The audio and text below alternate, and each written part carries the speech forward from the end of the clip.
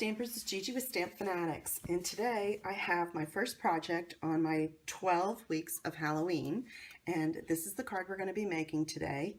Now, I'll be using some of our annual catalog. That's what I'm using for today because we have a new holiday catalog, and I have some of the new stamps for that, but they don't go live for you to purchase until September 1st.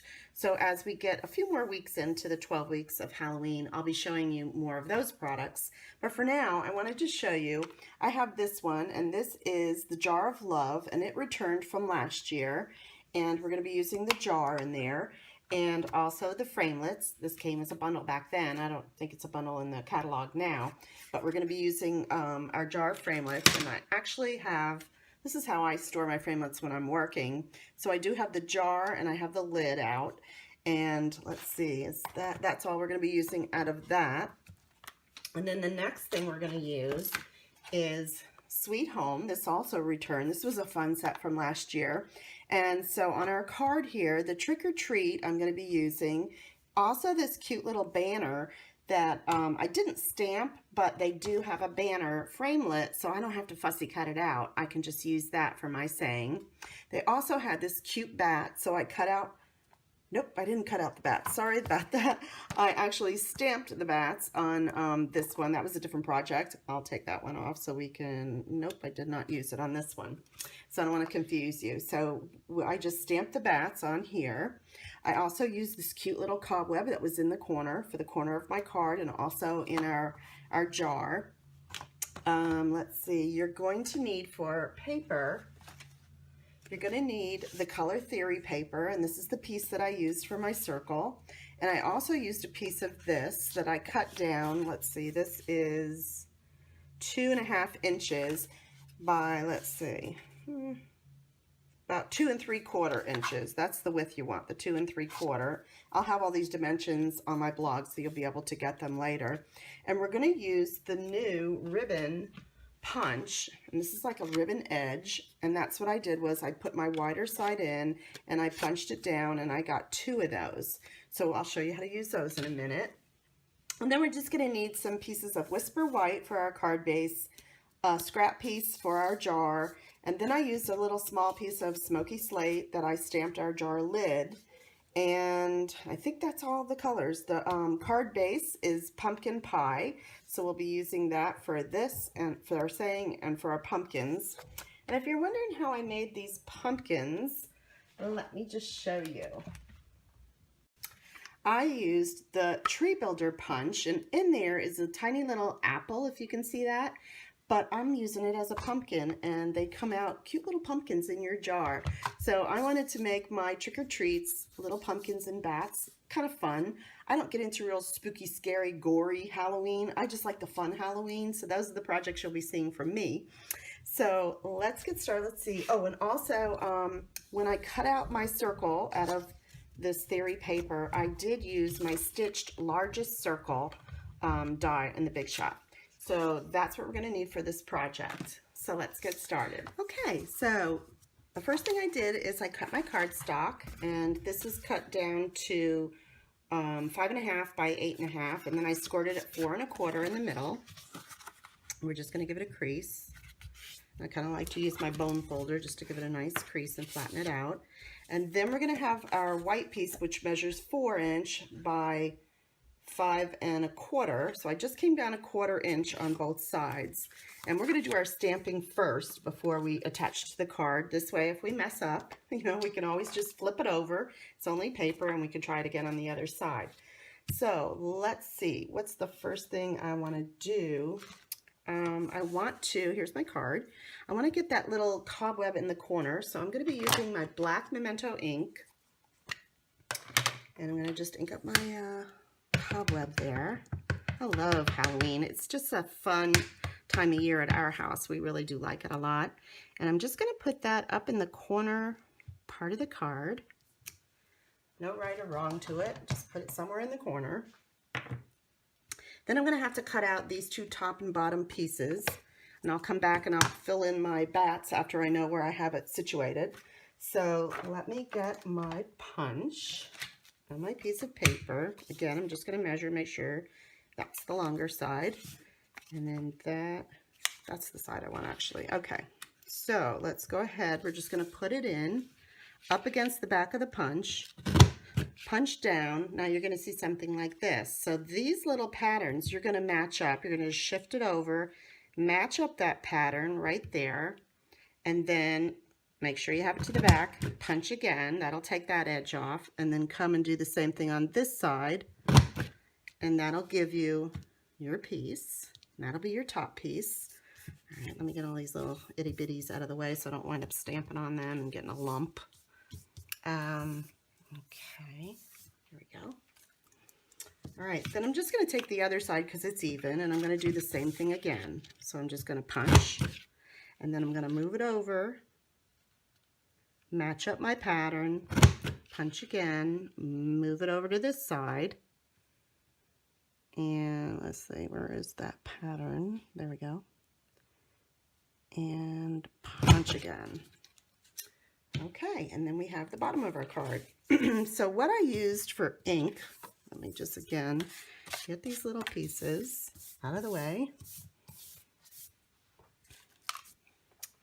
Okay. I used my fine tip pen. You can use this, or you can try a little snail. It just might be a little messier, but I'm just going to go ahead and use this fine tip pen for today, and I'm just going to put a little bit, because I can control it real well with this little fine point. I'm just putting a little bit here and there. I'm not putting it everywhere, and that should be enough. And then I'm going to pick it up, and you can use tweezers for this part if you want, because I do get a little bit of glue on me. It doesn't bother me, but if it bothers you, go ahead and use a little, tweezer or something like that to pick it up. I am going to just dry my fingers off and use a little paper towel to dab that down. And then I'm going to do my other one. All right, so this is my first year of doing the 12 weeks of Halloween. So I'm going to need your encouragement. Give me some comments. Give me, I don't know, some thumbs up or something, and let me know if you're enjoying these videos. I'll be putting them out once a week so that you'll have a new idea every week. It might be a card, or it might be a box, a little treat box or something. I'm going to try to vary it. And then I'm going to be using, like I said, a little bit from this catalog for now so that you can get started on yours. You don't have to wait until September 1st. And then we'll progress into some of the new product, which is awesome. You're really going to like it. Okay, so now we've got our base. So the next thing I'm going to do is I'm going to take the Big Shot, and I think I'm going to cut out my background with this. Now I liked a little bit of the white, so I kind of went over there when I put it through. So let's go ahead and cut this piece out. We're done with this scrap too. Get that out of the way. Okay, I'm using my magnetic platform. And I'm just going to kind of randomly put on my circle like that, sandwich it in, and then you just run it through, and it cuts it so easy. Okay, and that's your stitch pattern. Can you see the little stitching around the edge? It just made it a little more special than just the plain circles or the scallop one, so I liked the stitch, and that's the one I used. Now, so I don't lose this framelit until I put it away, I actually made this little magnetic thing. I saw this online. It's just an acrylic frame. I ran some magnetic strips, and I put my pieces back here so I don't lose them. So that's how I keep track of things while I'm working, because I have searched for hours sometimes when I lose a little tiny piece like this little bat. I'm putting them right back there until I put him back. I'm not using him today, but I know me, and I'll lose him and search and search. It's not fun. So I've learned to just put it and organize it. Okay, so now we're going to put that with the card there, maybe like that. I don't want it too straight. And that'll be the center of our card. I'm not going to put that on. I guess I could. Let's just go ahead and do it. I'll use a few dimensionals. Okay. Let me get these off. Okay. All right, these are sticking pretty hard. Hang on a minute. These came with my paper pumpkin, so I was trying to use some of these up, but they're a little more stronger. Okay, so let's just center that right about, I guess, there, because I want to have room for the little saying at the top. Okay, so now we're going to take our piece of Whisper White. Let me get that. And we're going to stamp our jar. And let's see, what else do we need to stamp? We're just going to also stamp our bat, so let's get that out. We also need our cobweb again. And I think that's it for now. So let's go ahead. I have this scrap piece of paper. And again, I'm going to use my black Memento ink. Just going to go ahead and stamp him. And then I'm going to start kind of decorating. I'll go ahead and put my cobweb in there, because this isn't going to affect when we go to, let's get that inked up a little better, when we go to, I don't want that. There we go. When we go to cut it out, this isn't going to affect it at all. Okay. And then I also wanted to put in a few bats. Let's go ahead and maybe we'll put one up here.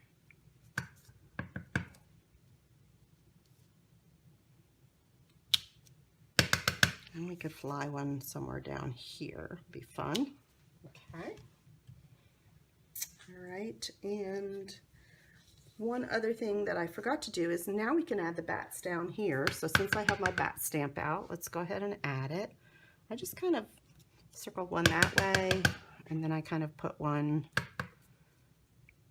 I don't know, there. Okay. All right, now let's go ahead and stamp our jar lid, because then we could do all our big shot work at one time. So I'm going to take the lid, and I'm using my black Memento ink on a piece of smoky slate. So that'll make my jar lid look gray and black. And I think that's all I need for now. Well, we can go ahead too. Yeah, let's go ahead and we can stamp the trick or treat on a piece of the pumpkin pie. So we can cut that out too. All right. Now we're ready for the big shot again. So let me get it back. Get all this out of the way.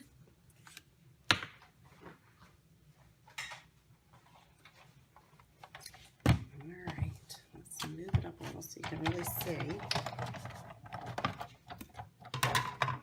Okay. So I'm going to use my jar.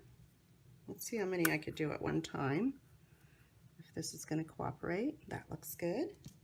And my jar lid.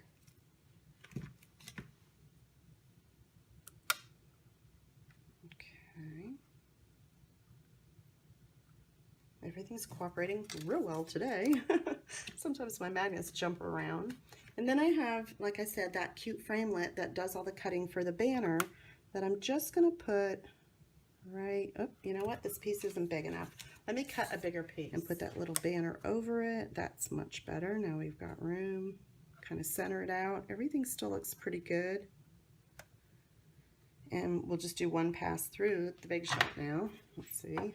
When I put my plate in, I kind of tilt it.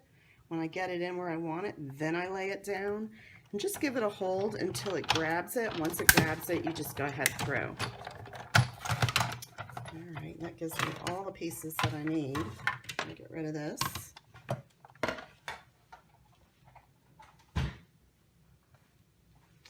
And then these pieces, they just punch out. Love the big shot. If you don't have one, really consider getting one. All our framelits, embossing, everything is done through our big shot, and it's just real time saver, let me tell you. So I want to put all my framelits back so I don't lose them. Okay. And then we're ready to assemble. Okay, so let's bring the card back. Straighten up a little bit here. There we go. Here's the card we made. Okay, so what I'm going to do is I'm taking this and the jar. I want to add my pumpkins. Now, I went ahead, and I'll do a couple for you just to show you. I get a thin piece like this. I don't waste a lot of paper, and I just bring it in by the apple, or at this time it's going to be a pumpkin. And that way I only have that and this much waste. I mean, there's hardly any waste, and I just kept going until I punched a bunch. Now, to save time, I've already done some, and here's another little tip that I do on my glue dot, because that's what I'm going to use. I just stick them right on my roll. So as I punch them, I just stick them on, and this way I don't lose them, and I also can just pick them right off of my paper and stick them right on my project. So another little tip for you. So there's just, like, I've tried to make a bunch of pumpkins in the jar. I didn't really want them all straight or anything, so I kind of made some this way and that way, and some in the middle. And then, let's see, we could do one up this way, and then maybe one more. I did about 5 of them. Maybe one more here under the bat. Cute.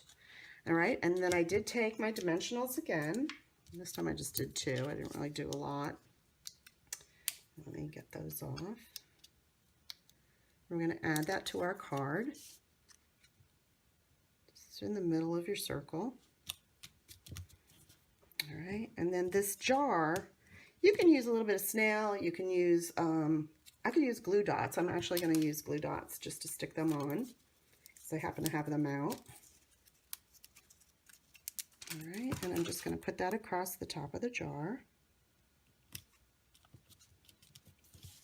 And then our little saying, I did take the corners of my dimensionals, and I cut from the edges. You know those edges that you're always left with? Well, I did cut just a couple there because they're thinner, and I can add them easily onto this little banner, and they won't show. And what's the other one I just cut? Let's do it again.